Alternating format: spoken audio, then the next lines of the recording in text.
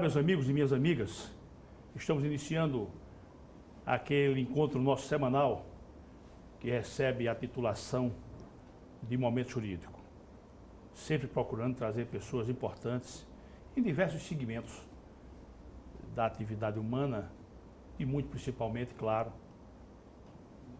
para se harmonizar com o nome, trazer juristas, pessoas que atuam na área da operacionalidade do direito. Hoje estamos trazendo um jurista jovem, um operador do direito, ainda bastante jovem, eu diria que no nascer da sua vida profissional, que é o nosso Márcio Oliveira Rocha, já com obras publicadas, processualista, e nós vamos conversar com ele sobre diversos assuntos, e principalmente do processo civil. Mas eu diria que o processo civil, ele alcança também um pouco de processo penal, já que a teoria é única, né? A teoria do processo é única. Então, Márcio, quero inicialmente te agradecer, meu caro amigo, quero lhe agradecer, permita chamá-lo de Márcio, não vai nenhuma descortesia com o ilustre amigo, nossa amizade fraterna e desinteressada permite isso. Então é uma honra, é uma imensa alegria recebermos aqui, eu falo em meu nome, em nome da equipe nossa, sempre digo isso, em nome dos nossos telespectadores, é realmente um grande momento para o nosso programa. E quero deixá-lo à vontade, como eu sempre faço, para você lançar uma primeira consideração, qualquer que seja, para os nossos telespectadores. Por favor. Primeiramente, eu que agradeço, doutor Gerando, nessa cortesia de ter me convidado mais uma vez ao programa. Eu que venho fazendo algumas pesquisas, dando aula, né, e verificando como é a atividade, né, tanto da realidade jurídica como das teorias, né, que a gente estuda tanto, passamos 5 anos na faculdade e muitas vezes a gente se depara com questões totalmente divergentes do que a gente estudou, né, e há sempre essa discussão no direito, né, e professores falam muito na academia, aqui é uma coisa e lá fora é outra, mas a gente sempre se questiona que as coisas deviam andar em conjunto, né?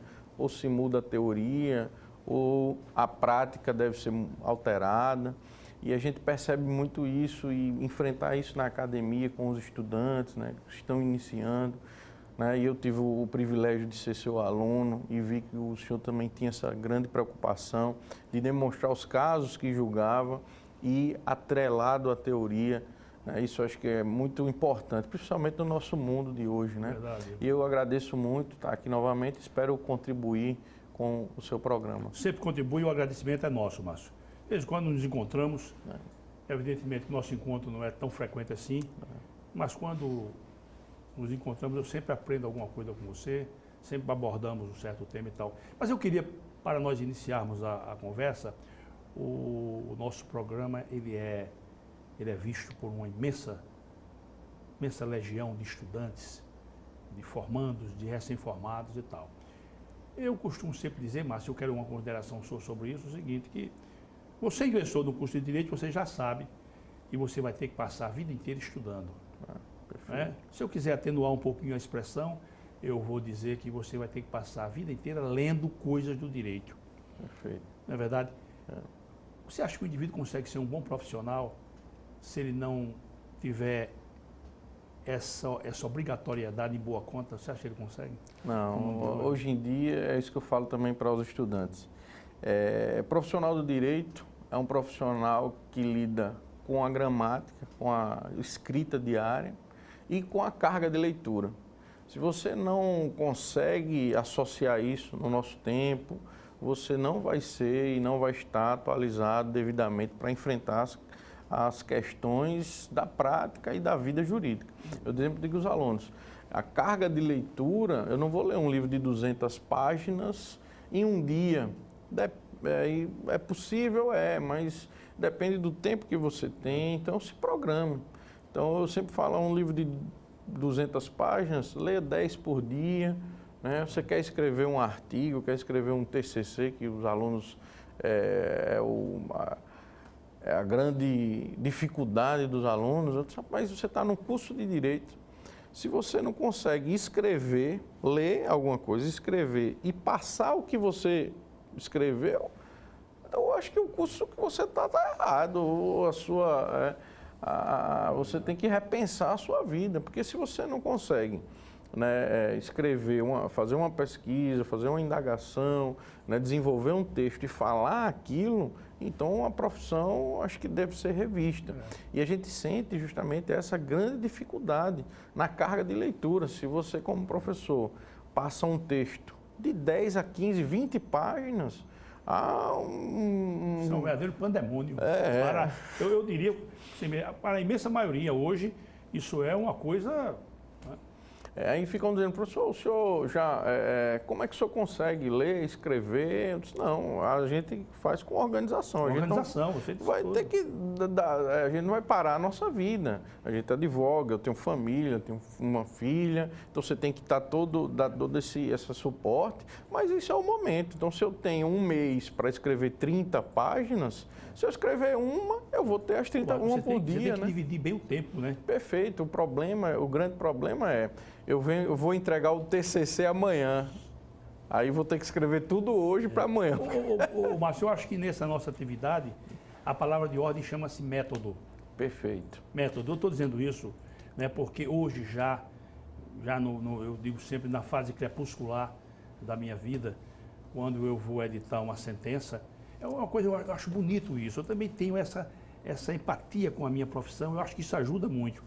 Mas eu leio a petição inicial e vou ali abstraindo o que vai ser importante. Então eu leio a petição, uma informação que é importante, eu vou colocando ela, abro uma página no computador e vou colocando aquela informação até terminar a inicial e vou para a contestação. Aí vou também anotando o que é importante. Depois, evidentemente, que eu fecho, né?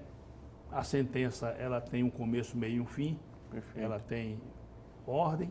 Então, você vai e conclui o seu trabalho, às vezes, decisão de 10, 12, 15, 20 laudas, né? E eu, assim, tive um grande privilégio também de ter iniciado, até antes de formado, já para me formar, como assessor de desembargador, né? Passei por 4 desembargadorias. Isso me ajudou também bastante a ver a visão, né? Ter a visão, na verdade, do magistrado do processo.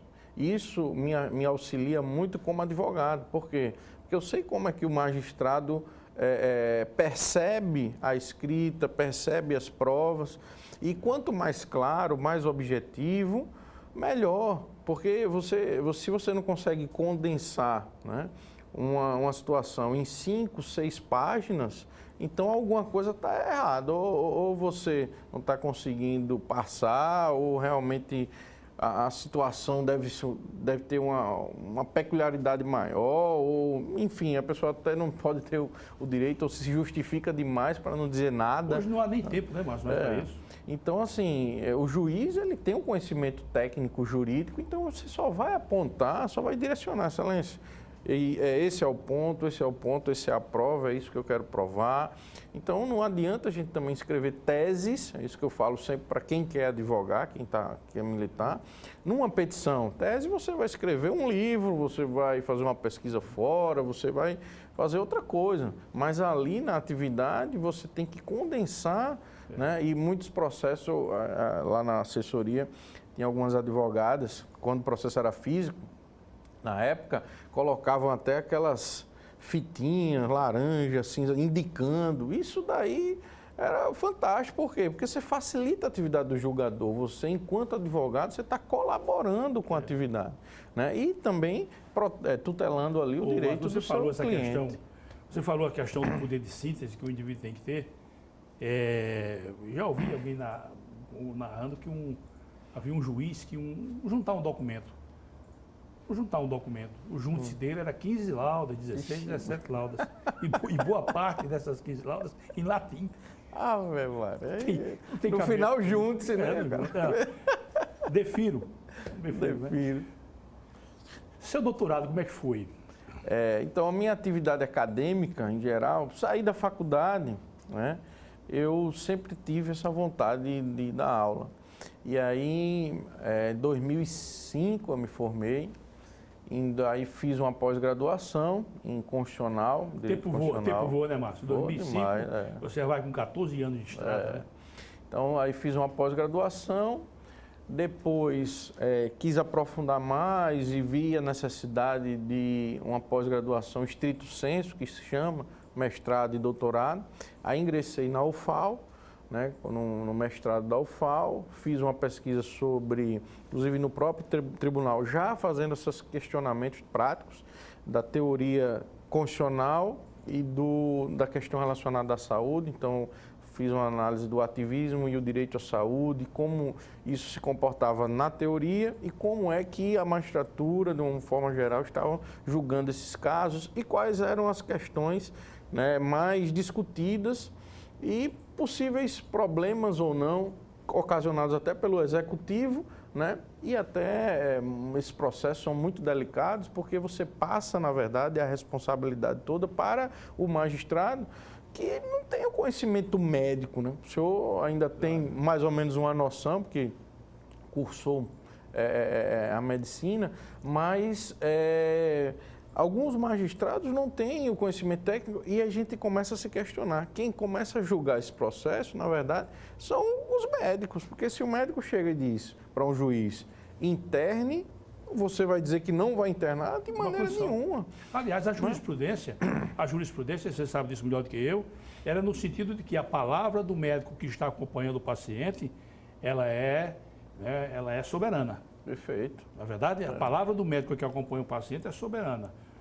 Nesse sentido, ontem mesmo nós tivemos uma causa interessante lá na turma recursal, que era justamente sobre isso. A pergunta que eu fiz ao advogado foi essa. Existe aí uma contraindicação do internamento? Não. Então, vai fazer o quê? Então, muitos magistrados... então, você joga a responsabilidade para o Poder Judiciário e hoje há uma grande ainda discussão sobre isso, né? E é importante o Judiciário participar dessa discussão. E aí eu fiz esse trabalho, algumas questões a gente pontuou e depois ingressei no doutorado na Universidade Federal de Pernambuco, mais voltado para a área que eu atuo e gosto mais, que é civil e o processo civil. Me fazendo uma pergunta, né? Porque muito se falava sobre o que é ordem pública e o que é ordem pública dentro do processo, né? E aí eu entrei no doutorado com uma perspectiva, que era responder o seguinte: qual o conceito de ordem pública? Quero conversar com você sobre isso, quero que você aprofunde, não, porque eu estou aqui com as duas obras em que você atua, e uma delas é sobre a ordem pública processual, que eu quero tratar com você especificamente. Mas a admissão no doutorado passa por uma prova, né? Passa. Tanto o mestrado, doutorado. Hoje, dependendo do programa, você tem que ter uma prova de línguas, então você tem que fazer uma língua estrangeira. Aí, dependendo do programa, se às vezes é perguntas ou textos para que você traduza. Na UFAL, salvo engano, na minha época, foi um texto que eu traduzi em inglês. E aí, quando você vai submeter ao doutorado, aí você tem que fazer uma outra língua. Aí eu estudei um pouco italiano, francês, mas fiz a prova em italiano. Então, você faz uma prova de língua, né? Aí foi um texto traduzido em italiano, uma prova de conhecimento jurídico, aí são perguntas, né, sobre o que você vai se desenvolver lá, né, no programa, e a apresentação de um projeto diante de uma banca de professores doutores. E aí você passou, aí você começa a atividade do doutorado, são 4 anos, né? Então, só de estudo aí, a gente tem 5 anos, digamos, na faculdade, 2 de pós-graduação, 2 de mestrado e 4 de doutorado. E eu continuo ainda estudando. Hoje eu estou num pós-doutorado na própria UFPE, que é uma pesquisa que eu estou desenvolvendo sobre as consequências práticas, que é a nova modificação da Lei de Introdução às Normas de Direito Brasileiro, que é a motivação das consequências práticas das decisões judiciais. Como é que o juiz e as próprias partes vão controlar e vão analisar critérios sobre isso, né? Porque como é que o juiz vai, proferindo uma decisão, como é que ele enxerga quais as consequências práticas e inúmeras que podem existir, né, da sua decisão, porque às vezes a gente sabe disso, a decisão é para o caso, mas ela tem um reflexo e tem consequências no mundo exterior para outras situações, né? Então hoje eu estou pesquisando e estudando isso deve ser motivo de muita preocupação. Com certeza. Você concorda comigo? Com certeza. Só para a gente ter uma ideia, né? Essa decisão agora do Supremo Tribunal Federal. Olha o impacto que essa decisão gera, tanto o impacto, né, para a própria legislação, a normatividade penal, como o impacto social, né? A sociedade, como é que enxerga isso, né?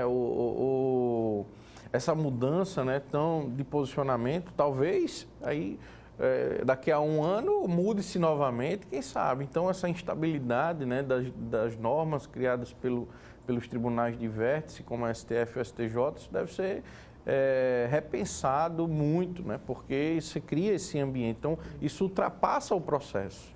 Né, e essas consequências devem, na verdade, o STF deveria justificar isso, né, pela legislação. Ô, Márcio, aqui no Brasil, nós temos situações que nos chamam para uma meditação. Há uma obra, não sei se você já leu essa obra, meu caro amigo, chama-se Chateau, Rei do Brasil.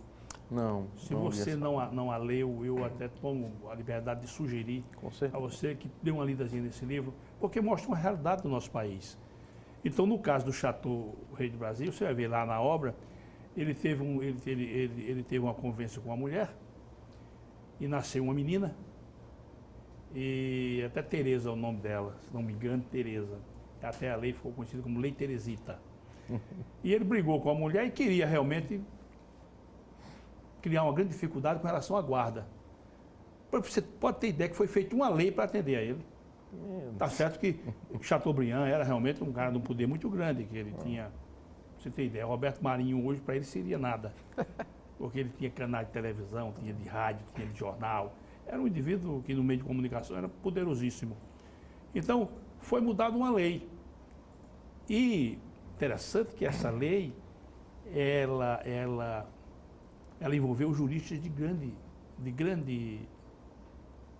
poder intelectual, né?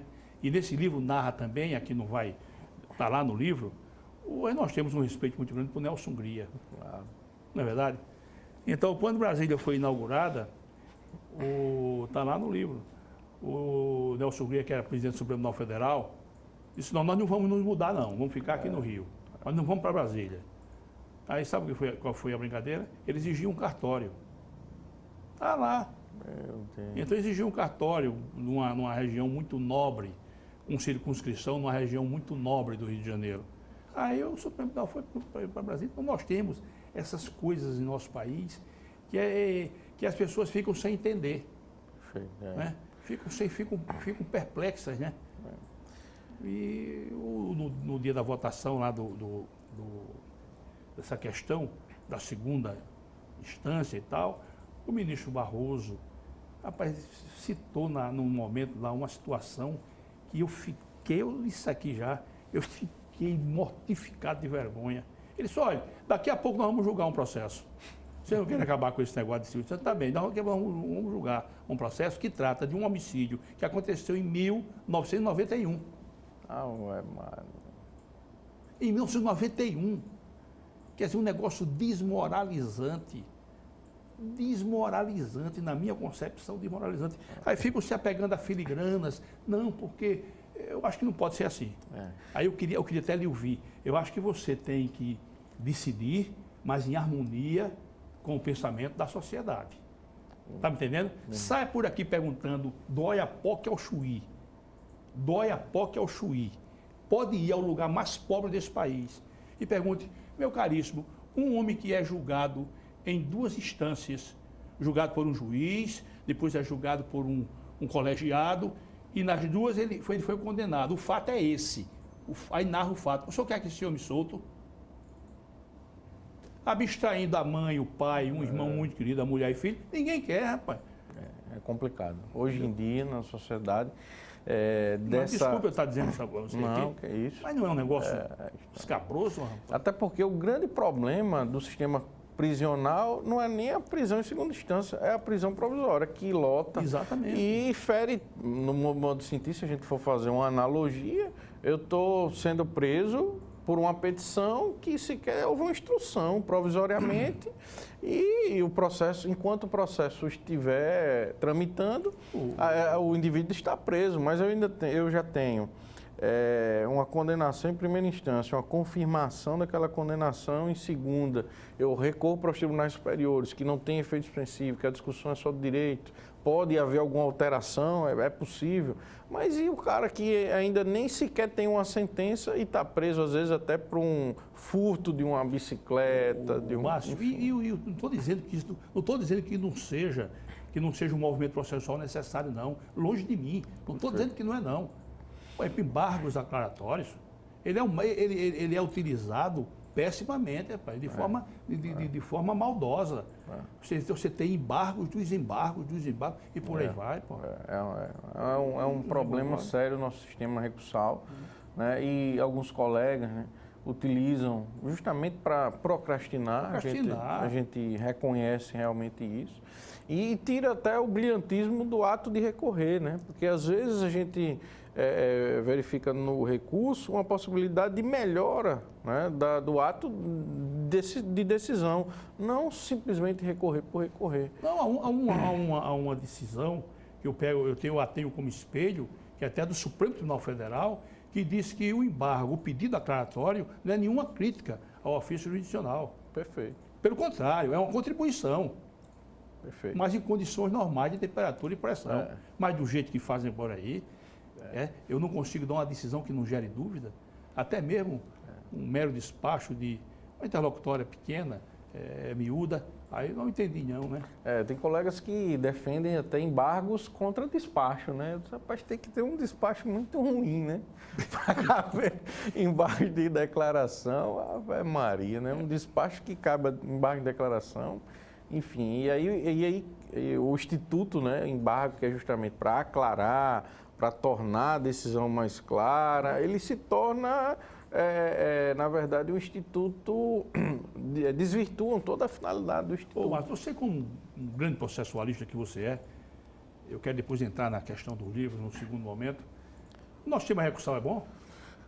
Hoje, o novo CPC, ele tenta, né, de uma certa forma, racionalizar o sistema recursal, inclusive retirando alguns recursos, né, foram os embargos infringentes, que era um recurso meio estranho e muitas pessoas criticavam, né? Aí criou-se uma técnica, né? Um procedimento, não é mais um recurso. O recurso o agravo retido, né? Que não há mais, então eu posso apresentar a impugnação diretamente na apelação.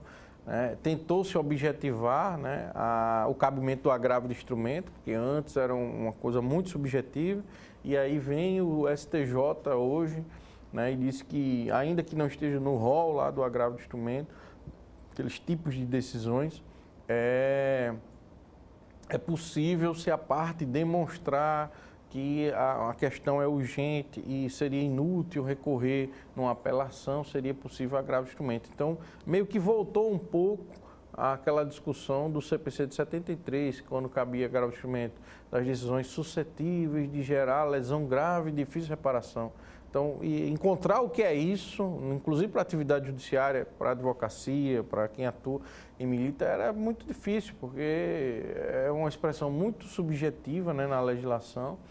E parece-me que o STJ está retomando um pouco essa discussão. E isso vai abrir margem para quê? Mais recursos, né? Então, o novo CPC, no meu modo de sentir, ele tenta racionalizar tanto a construção das decisões, que vão servir de paradigma para os demais casos, como a forma, né, e os institutos recursais, né, prezando pela análise do direito, não prezando tanto pelo excesso de formalidade, que num certo momento, na época, foi como é que se diz, necessário, né? Às vezes tem coisas que a gente critica do passado, mas naquele momento foi necessário, né, de alguma forma, até para a garantia da segurança jurídica, do que se discute. E hoje a gente tenta, né, retomar essa discussão. Eu acho que o sistema recursal ainda tem muita coisa a melhorar, é óbvio, né? A legislação ela não consegue criar uma perfeição. A perfeição não existe, não, né? Mas assim, eu creio que ela tentou otimizar e racionalizar, né? Os embargos de declaração ganharam mais uma possibilidade com relação à fundamentação. Então, como é que a advocacia e quem peticiona, procuradores, vão utilizar isso, né, se de uma forma boa ou não, para melhorar realmente o fundamento da decisão, a contribuir, na verdade, com a magistratura. Então, esse é o grande problema e o grande desafio, né, na verdade. Mas antes que eu esqueça, conversando com o Cleito, o nosso amigo Cleito, livreiro, meu livreiro, seu livreiro, e então, vocês tinham um projeto, né? Vocês estavam com um projeto aí, né? A gente está... Uma livraria diferente, né? Isso, a gente já tem um projeto, nós estamos identificando um local, mas possivelmente agora no início do ano a gente já inicia essas atividades, a construção, que é um projeto de livraria, meio uma livraria gourmet, que seria uma livraria, café, um vinho, se você quiser comer uma salada, então um ambiente que tenha vários espaços, né? Certo. Tantos espaços para que você tenha e faça uma boa leitura, da forma que você quiser, como um espaço que eu possa também levar o meu filho para ele ler, Ou comer então, alguma dois advogados coisa. possam se reunir. Se reunir, né? Um papo e tal, né? Verificar a questão do coworking, que é hoje essa como é que se diversidade, né, de profissões em um mesmo local, trocando, né, fazendo um networking, que hoje se fala muito, né? Então a gente está tentando, já tem um projeto, a gente está só vendo o local específico para a gente começar. Quero acompanhar isso de perto. Márcio, aquela livraria lá, que eu fui lá tantas vezes, comprei tantos livros ali, fechou, né, rapaz? Aquela ali em frente à Embratel, né? Foi, eles fecharam ali e aquele espaço está ocioso. Era muito bom desde a época da nossa livraria. E ali né? tem auditório, não tem? Tem um auditório grande lá. Mas e o grupo que estava ali não era um grupo pequeno não, né? Não. Hoje, por conta da internet, né, e as editoras, elas hoje estão meio que tirando o atravessador, né? Que é o livreiro, que é a livraria que faz esse contato direto pessoal com o cliente. Então, hoje há um grande poder em relação a vender o livro diretamente para o cliente, tirando, né, aquela ideia de ir para uma livraria comprar um livro. Eu posso fazer isso virtualmente. Eu estou vendo aqui a Juspódio, essa é pesada, né? A Juspódio, eu tenho comprado muito livro pela internet. A Juspódio, ela tem esse trabalho muito... E é um trabalho que atinge muita gente, né? Então, assim, de uma certa forma, você cria um novo mercado, né? Então, essa livraria, por isso que a gente está pensando numa livraria diferente. Porque se a gente tiver uma livraria que é só entrega de livros, só colocar ali o livro, o cara pega isso na internet e consulta várias editoras, vários sites, né? E não vai só em um lugar que tem aquela limitação física. Então, a gente precisa também renovar essa forma de apresentar uma livraria. E a gente está tentando, nesse projeto, fazer isso. Espero que a gente consiga, inclusive com o apoio das editoras, né? A Juspódio é uma parceira muito grande das nossas iniciativas. O livro que não é físico, você acha que ele tem futuro? Eu não consigo ler um livro pelo computador. Eu sou da época do pó, de ler o livro e começar a tossir. Eu não consigo ler, consigo ler virtualmente, mas eu preciso do contato. Pequena, né? Um artigo, um ensaio, eu consigo ler. Imagina se ler o Tratado de Pontes não existe. No computador, né? Eu acho que o Tratado de Pontes seria interessante para você fazer uma pesquisa. Você coloca no verbete ali, posse, aí tudo bem, você vai pesquisar. Mas para você ler, consegue não. Eu ainda sou da época primata, né? Exatamente. De pegar o livro, de ir num sebo. A minha maior alegria do mundo é estar num sebo consultando obras. Amigos meus, pessoas muito queridas para mim, pelo menos uns dois, Fernando, depois você tem que ler o livro, aí me mostra como fosse um aparelhozinho. Um tablet. Um tabletzinho, ele mostra, e só você lê, tenta me explicar e tal, mas aquilo, naturalmente, eu tenho uma certa antipatia. Existe até um estudo sociológico sobre a leitura, que antigamente os pergaminhos, né? Então o cara lia abrindo, Aí se criou o livro. Então, quando o cara pegava o livro, virava e não sabia como manusear o livro, né? E hoje você tem a leitura digital. Então, uma criança hoje ela nasce já querendo ampliar. Aí pega um livro desse físico e quer ampliar, mas não pode. Então, a sociedade tem essa faceta de várias dimensões. Né? Mas nós estamos aqui, eu falo aqui em Alagoas, não precisa ir muito longe, não.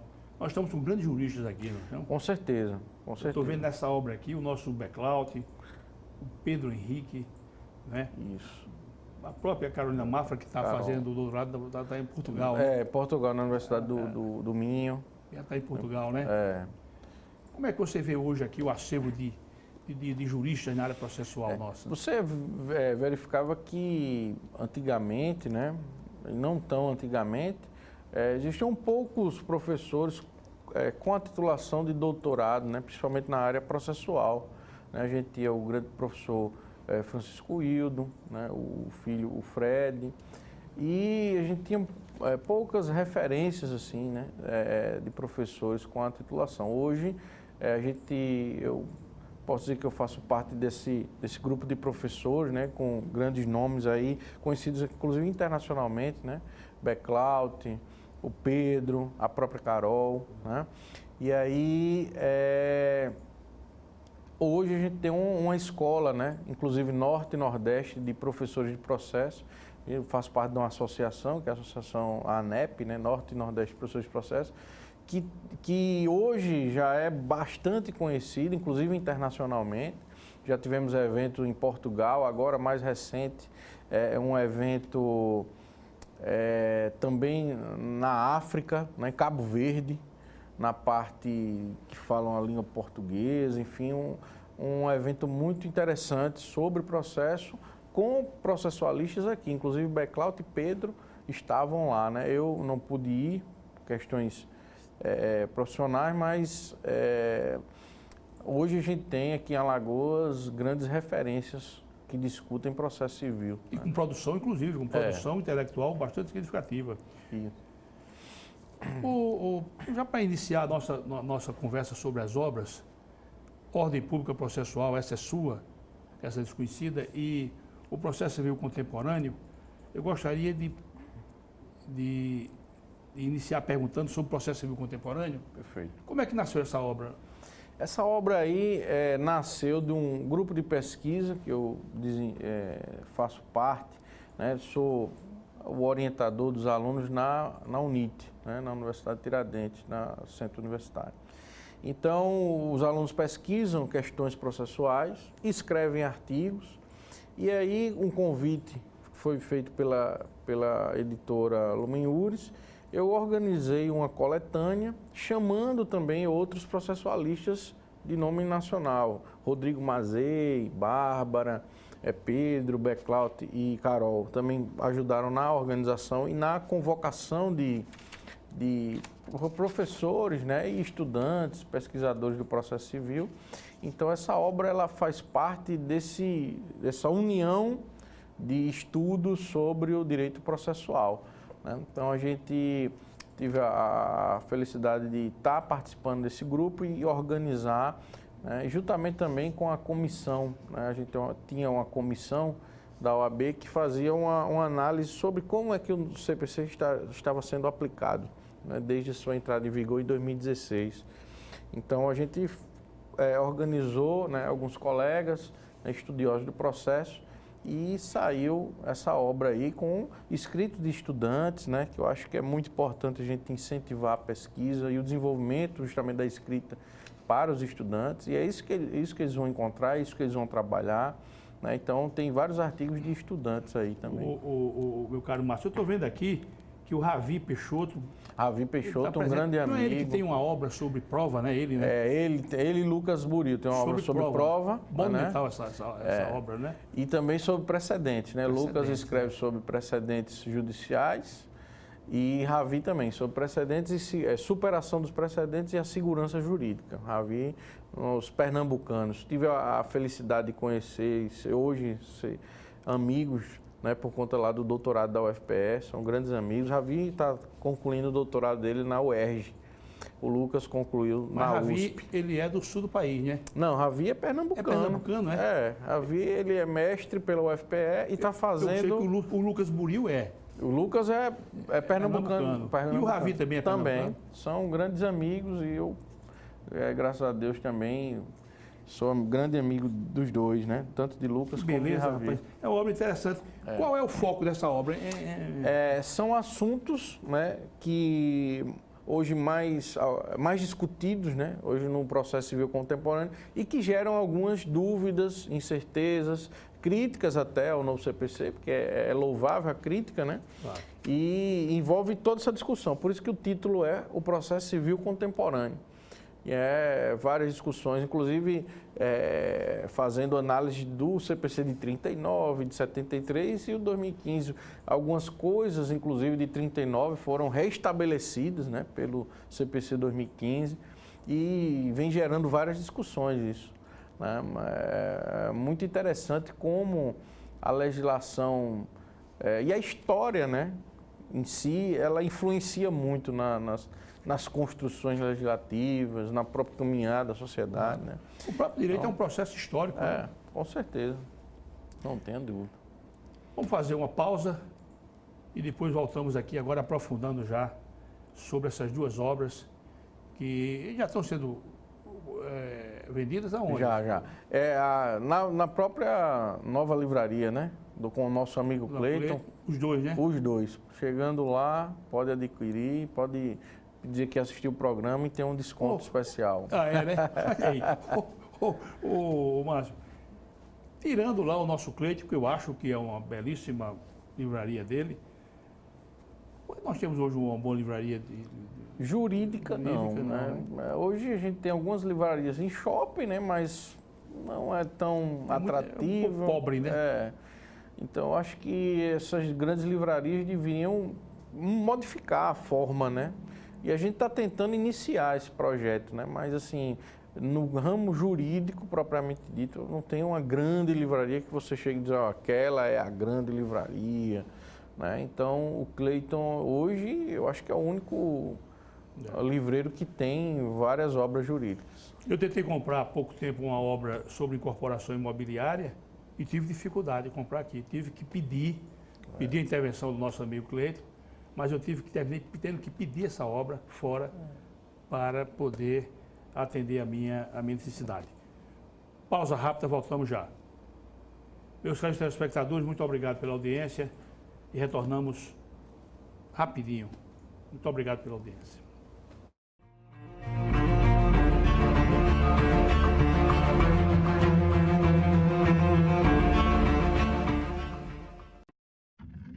A CL Investimentos é uma empresa que trabalha com imóveis próprios. Quando precisar locar ou comprar um imóvel, procure a CL Investimentos. Aqui só locamos e vendemos imóveis próprios. Por isso damos garantia de um investimento seguro. ACL Investimentos, Rua Durval Guimarães, Edifício Leonardo da Vinci, Ponta Verde. Fone 3327-3911. Quando o assunto é o seu carro, além de escolher a marca líder, escolha também a concessionária que faz mais por você. Por isso, a Blumari oferece o melhor atendimento em serviços, peças e acessórios. E ainda tem as melhores negociações, sendo totalmente certificada pelos padrões Fiat de qualidade e líder de mercado em seu segmento. Fiat Blumari, a marca do seu carro. Avenida Gustavo Paiva, Mangabeiras. O filé do Zezé é a melhor opção. Temos um cardápio variado de churrasco e comida caseira. Churrasco de picanha preparados de um jeito todo especial. Zezé em Casa, 3313-4004.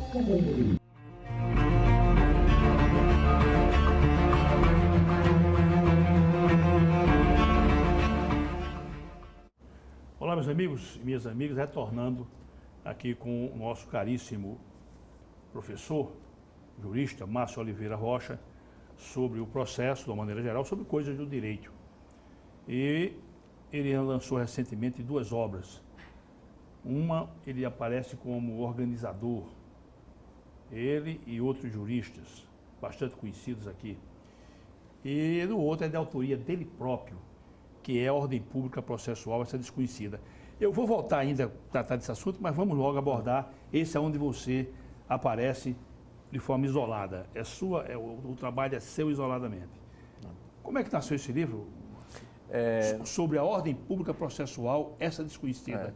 Como a gente falou inicialmente, quando eu iniciei o doutorado, foi uma indagação, né, que me incentivou a produzir esse estudo, que era justamente identificar o que seria a ordem pública no processo.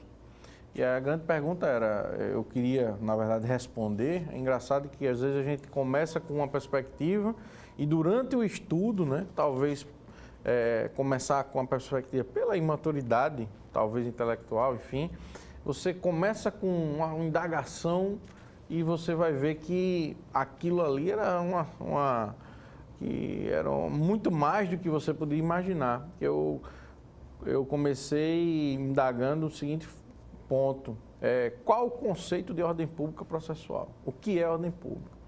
E aí que você vê também no Código de Processo Penal, até como exigência com relação a um dos itens, né? Isso. A prisão preventiva. Justamente, e inclusive eu faço uma análise da legislação que tem a expressão ordem pública, né? E eu chego quando eu comecei a estudar, o primeiro livro que eu li foi de Dollinger, Jacob Dollinger, A Evolução da Ordem Pública no Direito Internacional Privado. Fui fazer um estudo e ele, primeiras linhas, existem os que dizem que ela não tem conceito, não tem como conceituar, existem os que tentaram conceituar. Então aí dentro dessa obra, e aí eu vou ficar em qual local, né? Na verdade, aí eu me questionei, rapaz, será que existe? Na verdade, eu fiz uma pesquisa e constatei que, na verdade, a ideia de ordem pública é meio que um sentimento. Por isso que no primeiro capítulo eu vou falar de amor, liberdade. A própria ideia de liberdade, se você for a fundo na palavra, ela não existe, a liberdade em si. Eu estou em situações de liberdade. Né? Por exemplo, eu não posso chegar, até posso, mas vou ser reprimido por isso. Chegar aqui, tirar a roupa e sair pelo meio da rua.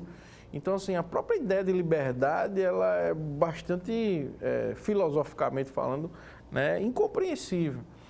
E parece que a ideia de ordem pública, ela vem por aí. E aí eu fiz esse estudo, inclusive até no direito romano, e foi essa expressão, ela nasce, né, de questões lá do direito romano, e que os romanos, eles não queriam aplicar a legislação estrangeira, e aí eles colocavam a sua legislação com um interesse. Aí nasce a ideia do interesse, da discussão do direito público, do direito privado.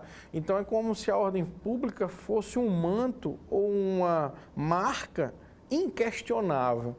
E aí, na minha concepção, a ideia de ordem pública, ela começa a ser maior do que o próprio direito. É possível conceituar a ordem pública? Eu particularmente entendo que Deixa eu só te falar uma coisa. Olha, o conceito de ordem pública, deixa eu te falar uma coisa. O Calmon de Passos, porque eu sempre tive na vida acadêmica, e ele já faleceu, mas eu ainda continuo prestando minha reverência a ele, ele dizia que liberdade é interessante. Eu nunca ouvi ninguém dizer isso. Ele dizia liberdade é para o conceito de liberdade que ele deu. Liberdade não é você fazer o que quer. Liberdade é você não saber o que pode fazer. Interessante isso, né? Liberdade não é você fazer o que quer. Liberdade é você não saber o que pode fazer. Justamente isso. Aparentemente você não tem limites. E aí você começa a entrar meio que nessa neura, né? Então, a junção de duas palavras, ordem pública, gerou um grande problema, inclusive em vários ordenamentos. É engraçado, eu não consigo hoje, eu particularmente, conceituar ou definir o que é ordem pública, mas eu consigo perceber, no sentido de percepção de sentimento.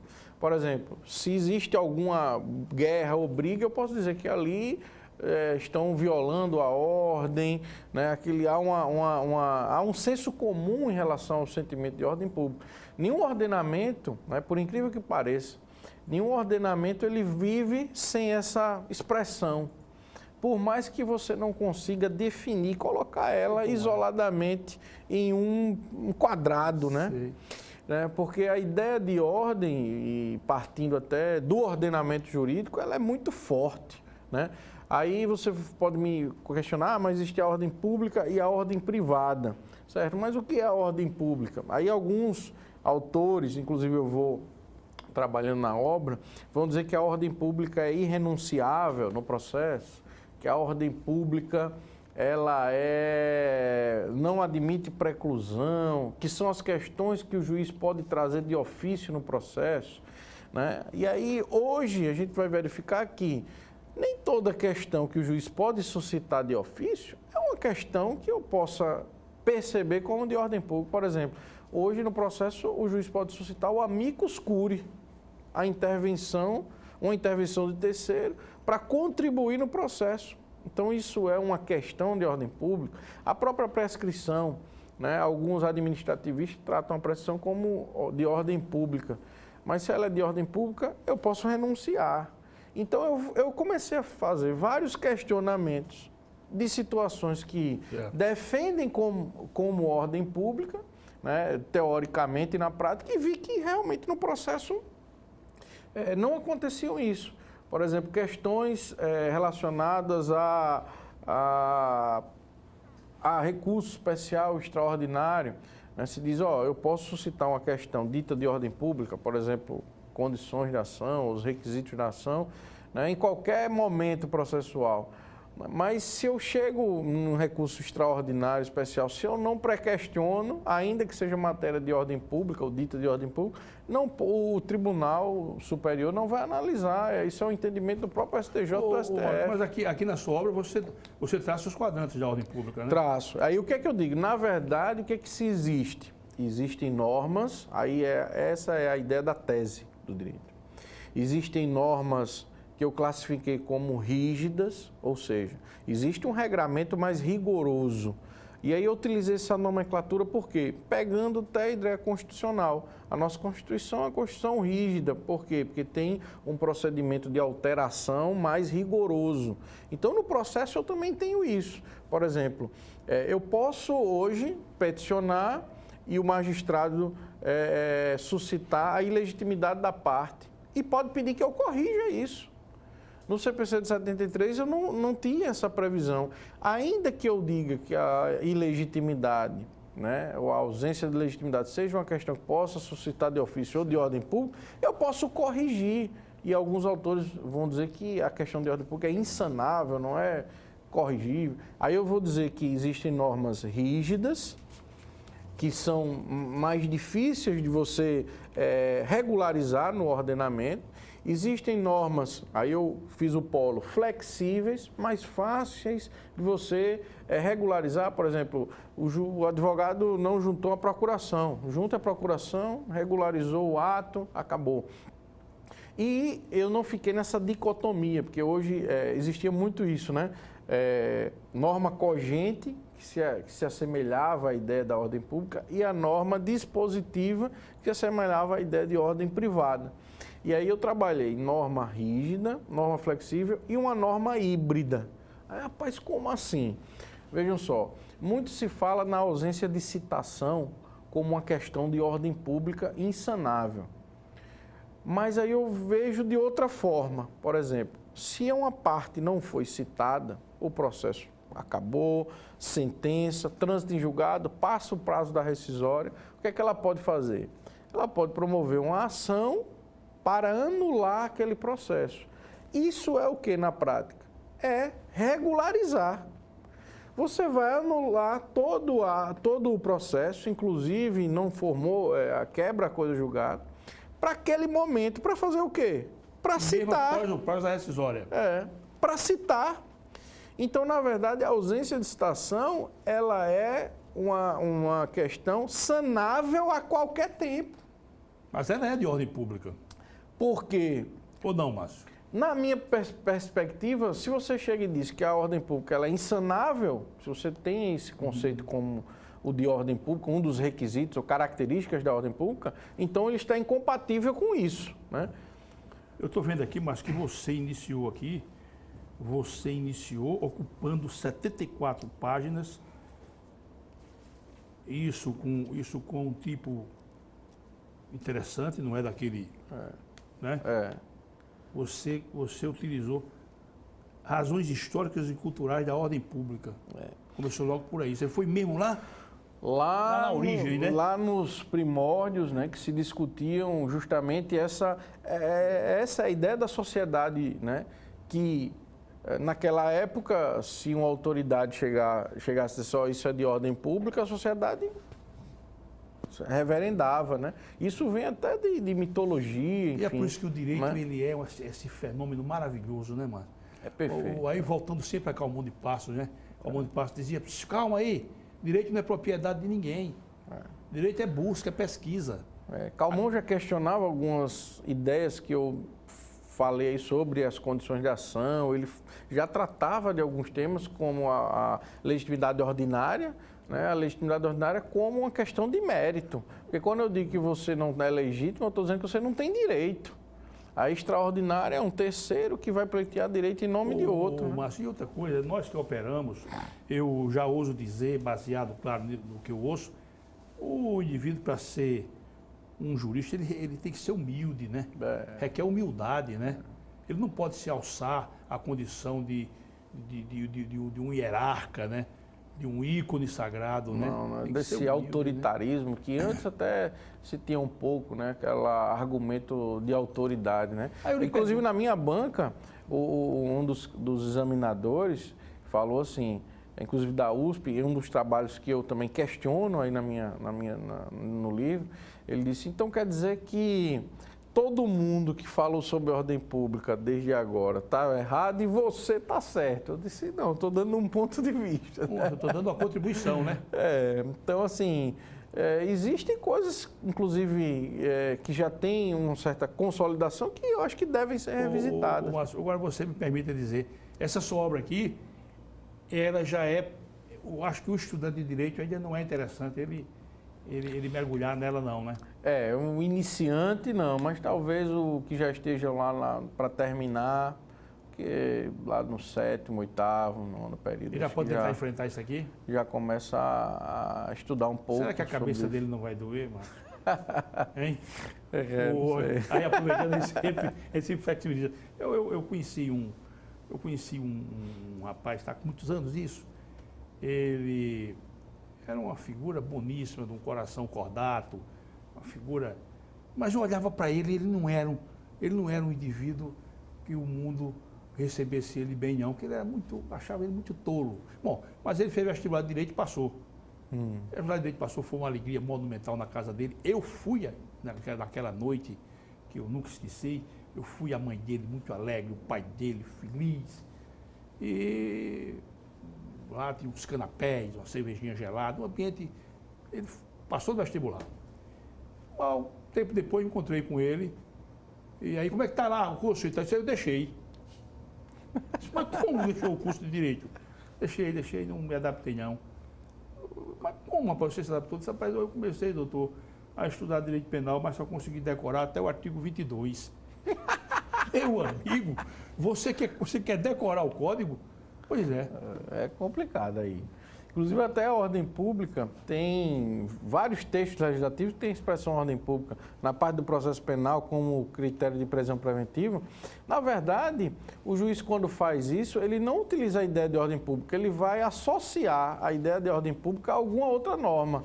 Por exemplo, o indivíduo ele é perigoso, tem periculosidade, então isso fere a ordem pública, fere essa norma. Tanto é que em alguns julgamentos, se você tirar a expressão ordem pública, não muda nada.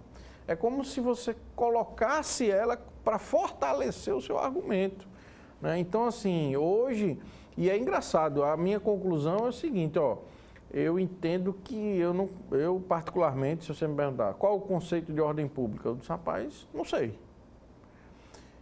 Particularmente, eu consigo associar situações jurídicas que aí eu posso dizer, isso aqui tem alguma coisa com a ordem pública. Mas pode-se dizer que a expressão ordem pública é uma espécie de terra de ninguém? É possível. Por isso que o título dessa obra aí é sobre a ordem pública processual, essa desconhecida. Porque muito se falou, né, mas pouca coisa, pelo menos do meu modo de ver, concreta a gente tem com relação a isso. É óbvio que eu posso associar situações, né, de ordem pública ou desse sentimento, por isso que eu inicio o primeiro capítulo falando sobre isso. Parece que a ordem pública eu sinto mais ou percebo mais do que eu posso conceituar, por isso que eu faço a ligação com a ideia. Quem foi o seu orientador aqui? Foi o professor Leonardo Carneiro da Cunha, né? Hoje grande amigo. Também aqui, né? de Pernambuco, né? Também de Pernambuco. Ele acompanhou bem isso aqui, Márcio? Acompanhou, é um grande jurista, né? Inclusive ele faz aí a apresentação. Ele tem uma obra de peso nacional que é... A Fazenda Pública em Juízo. A Bíblia hoje, para quem quer advogar como procurador, né? De algum ente da Fazenda e até contra a Fazenda. O Márcio, ele tinha conceito do professor Leonardo com ele? Não, ele chegou na banca, né? Antes de entrar no doutorado, ele disse, eu quero que você me dê essa resposta. Ele tem pós-doutorado, né? Ele tem pós-doutorado. Tem pós-doutorado. Ele disse, eu quero que você me dê essa resposta. E aí eu disse, rapaz, ó, não consegui lhe dar a resposta não, mas dei aqui uma contribuição. Ele, rapaz, fantástico, né? Então, na verdade, hoje ainda, ele até na apresentação dele, ele disse que às vezes confundia a minha gana pelo tema com teimosia, né? Ele fala aí. Existe outra monografia específica sobre esse tema aqui no Brasil? Nesses moldes... Eu vi que você tem uma vasta bibliografia aqui. Nesses moldes aí que eu enfrento essa questão, não. O que existem? 3 teses, que eu fiz a análise dessas 3 teses, os autores justificando que existia a ordem pública. Na verdade, o que eu cheguei à conclusão? Que eles confundiam a ordem pública com o interesse público que é do processo, né? Na verdade é isso. Mas nessa roupagem aí de uma desconstrução mesmo da ideia de ordem pública ou vários questionamentos ainda não vi. Márcio, eu queria tratar de um outro assunto com você, meu caro, mas você fica à vontade, se você quiser fazer alguma consideração sobre ordem pública, pode votar. Tranquilo. Mas eu queria conversar com você, porque eu vi aqui sobre precedentes. Isso. Como é que estão os precedentes hoje no nosso país? Né? Hoje, na verdade... Porque ele veio como uma espécie de um rei de 7 mares. Que não é, né? Na verdade é o seguinte, já existia a ideia de precedente no nosso sistema. Desde 2004, a Constituição fala sobre a repercussão geral. Decisões do Supremo, né, em matéria de recurso extraordinário, que devem ser observadas. Inclusive, até eu entendo que o novo CPC ele veio meio que como uma forma didática de dizer, gente, já existem decisões no nosso ordenamento jurídico, nem por isso a gente vive num sistema common law, como um sistema inglês ou americano. O que a gente tem que entender é como criar essas decisões e como aplicá-las. Até porque o sistema alemão, por exemplo, é civil law e lá tem a ideia de precedentes bem forte, né? Então, se você for olhar lá no artigo 927 do Código, ele diz, o Código ele meio que está dizendo, rapaz, é meio que o óbvio, na minha concepção, chegar e dizer assim, ó, os juízes e tribunais devem respeitar as decisões e controle de constitucionalidade do Supremo. Eu disse, rapaz, se o juiz não observa uma decisão do Supremo, que a própria Constituição diz que é bem ou mal o guardião da Constituição, mas ele diz lá que a decisão é inconstitucional, ou com aquela norma é inconstitucional, o juiz aqui vai dizer que é constitucional para quê, né? Até no sistema inglês ou americano, se você fizer essa pergunta, se você não seguir um entendimento de um tribunal, o juiz não vai nem captar essa sua pergunta, ele não vai entender. Doutor, o senhor não seguiu o entendimento do tribunal, né? Porque eles vivem nessa ideia do entendimento. Então, eu entendo, ao contrário até de alguns colegas, que o novo Código ele não cria uma teoria dos precedentes e um sistema de precedentes, né? O que ele cria? Ele racionaliza, tenta racionalizar, dizer quais são as decisões que são importantes e que tanto os operadores do direito, né, os magistrados, né, advogados, enfim, todos que estão ali devem observar e devem ter uma cautela maior no ato de decidir e até de pedir. E muita gente fala da fundamentação jurídica como imposição ao juiz, mas eu entendo que a fundamentação jurídica tem que partir de quem pede. Porque se eu não fundamento de forma adequada o fato, né, você não vai jogar na mão do juiz, o juiz vai dizer, ó, peraí, você está dizendo que isso é um precedente, por que é precedente? Então, acho que a advocacia tem que mudar a postura, o Ministério Público, a Defensoria, e não jogar toda a responsabilidade de construção de precedentes de decisão e fundamentação para a magistratura. Mas então aquela velha sentença do dê-me os fatos que eu te dou o direito, aquilo está superado, né? Agora é dar-me os fatos e o direito, que eu vou ver se você tem realmente, se é isso mesmo, se os tribunais entendem assim, se a norma está devidamente aplicada. Então, o juiz ele vai um colaborador junto com as partes. Eu acho que as partes têm muito mais a contribuir, né, e auxiliar, porque é muito fácil você falar da atividade jurisdicional com um decidindo e 5 peticionando. Então, hoje em dia é difícil, né? O juiz hoje é um sacerdote. Hoje nós temos o artigo 6º, que eu considero, do CPC, eu considero uma coisa fundamental, que é a né? cooperação, né? Cooperação processual. Então, a gente vive hoje numa comunidade de colaboração, de construção da normatividade. E a advocacia precisa ter consciência disso, essa é a realidade. Com certeza. Nos cursos, sempre eu falo isso. Nós é que devemos peticionar e enquadrar a situação e solicitar o magistrado. Mas nesse sentido, há muitos anos atrás, eu estava ainda na faculdade, eu li lá numa obra, se não me engano, do Amaral Santos, onde ele dizia, nunca esqueci disso, a inicial é um projeto da sentença. Perfeito. Isso continua verdadeiro. A perfeito. petição inicial é um projeto de uma sentença que vai ser dada mais adiante. E que vai construir um entendimento jurídico. Então, se eu contribuo informando o precedente, a norma, como interpreta, então estou contribuindo para a atividade jurisdicional. Eu vejo isso muito numa forma analítica, construindo o precedente junto com a magistratura, julgando o fato, porque isso vai ser, como é que se diz, concretizado em outros casos. Então, assim, por isso que a ideia da cooperação é essa. Todos os sujeitos processuais, inclusive o juiz, devem colaborar para essa solução, né, para a construção firme de normas, não como a gente vê, né? Então, eu tenho um entendimento, mudei um componente da corte, já mudou o entendimento, e isso, direito é loteria, direito é o que se cair com um juiz que entende favorável ao meu interesse. Então, a gente tem que pensar o direito nessa uniformidade, né? Eu acho que a advocacia, principalmente, tem que contribuir bastante, né, com a magistratura. E aí nós temos que ter bons advogados. Perfeito. Não é? Nós estávamos falando, antes de iniciarmos o programa, você falou numa coleção de processo civil da revista dos tribunais. Isso. E você vai ver, meu caro Márcio, que no volume 1, eu até tomo a liberdade, que você é um garoto, jovem, né? Estou falando de uma coleção que claro. talvez você não fosse nem nascido. Não. Eu não vou perguntar o ano que você nasceu, mas certamente quando você ainda não era nascido, essa coleção de processos já existia. Mas o volume 1, de Hélio Tornag, você vai ver no volume de Hélio Tornag, ele diz uma coisa linda. Ele diz que o processo foi feito, interessante isso, o processo civil, que ele fala, ele foi idealizado e foi feito, foi construído para que os homens não se vissem como inimigos, perfeito, mas sim como irmãos de uma caminhada aqui na face da Terra. E realmente você vê que o processo ele traz regras, né? Regras, então eu vou litigar. Então eu sei que tem regras postas, né? O indivíduo que vai se insurgir contra aquela pretensão ou que você o traz para o litígio também tem regras próprias. perfeito. Mas você vê aqui e acolá o indivíduo chutando a canela, né? É um absurdo isso, né? Então, inclusive o próprio CPC, ele tira essa ideia muito de lide, de briga, né? Antes era julgamento antecipado da lide, agora é julgamento antecipado do mérito. Então, já para minimizar essa ideia e trazer a questão com relação à cooperação.